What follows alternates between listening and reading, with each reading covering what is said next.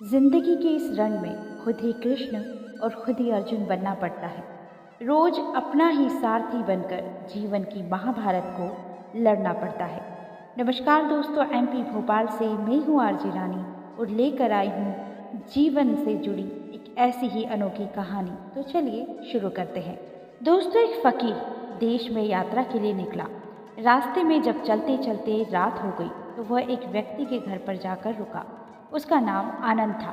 आनंद ने फकीर की खूब सेवा की और दूसरे दिन आनंद ने फकीर को उपहार देकर विदा किया। फकीर आनंद की सेवा से बहुत खुश हो गया था और उसे दुआएं देने लगा। भगवान करे तो दिनों दिन बढ़ता रहे। फकीर की बात सुनकर आनंद हंसने लगा और बोला, जो भी है यह भी नहीं रहेगा। फकीर आनंद की तरफ देखता रह गया और वहां से चला गया। कुछ सालों बाद फकीर फिर आनंद के घर आया और देखा कि उसका सारा धन, सारी संपत्ति, सब कुछ खत्म हो गया है। पता चला कि वह अब गांव के किसी बड़े जमींदार के घर नौकरी करता है। वह फकीर आनंद से मिलने गांव गया और आनंद ने धन के अभाव में भी फकीर का स्वागत किया। झोपड़ी में कटी चटाई पर उसे बिठाया और जो उसके पास सूखी रोटी रखी थी वह उसे खाने के लिए दी। और दूसरे दिन जाते समय फकीर की आंखों में आंसू थे। फकीर कहने लगा, हे भगवान, ये तूने क्या किया? आनंद फिर हंसा और कहने लगा, इसमें दुखी होने वाली कोई बात नहीं है। ईश्वर हमें जैसा भी रखे, हमें खुश रहना चाहिए, क्योंकि समय हमेशा बदलता रहता है। और सुनो, यह भी नहीं रहने वाला। फकीर सोचने लगा, मैं तो केवल भेष से फकीर हूँ, लेकिन सच्चा फकीर तो तू है आनंद। कुछ वर्षों बाद फकीर फिर यात्रा पर निकला और जब आनंद से मिला तो देखकर हैरान रह गया। उसने देखा कि अब तो आनंद जमींदारों का भी जमींदार बन गया है।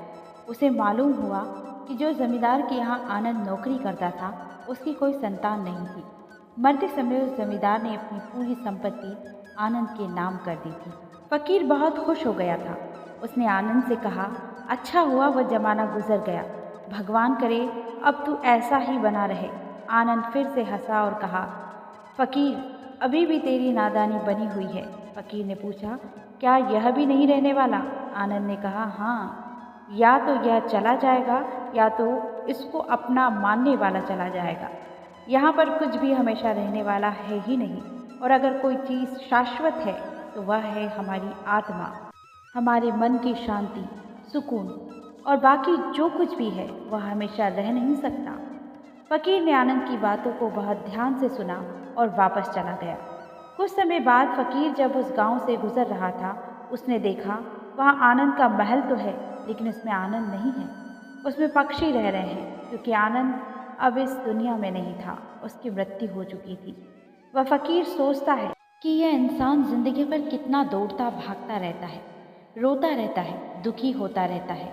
जिन चीज़ों के लिए इंसान तड़पता रहता है, दुखी होता रहता है, वास्तव में वह चीज़ें हमेशा रहने वाली ही नहीं है। वह सारी चीज़ें बदलने वाली है। दोस्तों, ये कहानी हमें ये सीख देती है कि जब भी हमारी ज़िंदगी में कोई मुसीबत आए, मुश्किल आए, तकलीफ़ आए, तो हमें यह सोचना चाहिए कि ज़िंदगी में इससे पहले जो मुश्किलें आई, क्या वह रुकी रही? क्या वह हमेशा के लिए थी? जैसे वह मुश्किल हमेशा के लिए नहीं थी, वैसे यह मुश्किल भी आकर चली जाएगी। यह भी हमेशा रहने वाली नहीं है। दोस्तों, इस संसार में कुछ भी स्थायी नहीं है। यह एक आम मान्यता है। इस बात का मतलब यह है कि जो भी चीज़ें इस दुनिया में है वे समय के साथ बदलती रहती है और उनका अंत भी होता है। इस संसार में जो भी चीज़ें हैं वे नश्वर है, उनका अंत होता ही है। इस संसार में परिवर्तन का नियम है और जो भी चीज़ें बनती है वे बिगड़ती भी हैं। इस संसार में पद और शक्ति के घमंड में लोग इन बातों को भूल जाते हैं। इस संसार में जो व्यक्ति इस तथ्य को समझ लेता है वह जीवन का आनंद उठाता है। इस संसार में जो व्यक्ति अच्छे कर्म करता है वह मोह और तृष्णा से दूर रहता है। दोस्तों, इस संसार में जो व्यक्ति सच्ची समझ रखता है वह दुखी नहीं रहता। और इस संसार में जो व्यक्ति आत्मज्ञानी होता है वह निरंतर आनंद में रहता है। धार्मिक और दार्शनिक परंपराओं में इस विचारों को जगत मिथ्या, ब्रह्म सत्य कहा जाता है। दोस्तों, याद रखिएगा, इस संसार में कुछ भी स्थायी नहीं है, इसलिए अपने आप को बहुत अधिक तनाव ना दें, क्योंकि स्थिति चाहे कितनी भी खराब क्यों ना हो, यह बदल जाएगी। दोस्तों उम्मीद करती हूँ कि आपको ये कहानी अच्छी लगी है। अगर कहानी अच्छी लगी है तो वीडियो को लाइक कीजिए, चैनल पर नए हैं तो चैनल को सब्सक्राइब करके बेल आइकन को प्रेस कर लीजिए। मैं मिलूंगी नेक्स्ट वीडियो में, तब तक के लिए अपना ख्याल रखिए, हंसते रहिए, हंसाते रहिए। नमस्कार।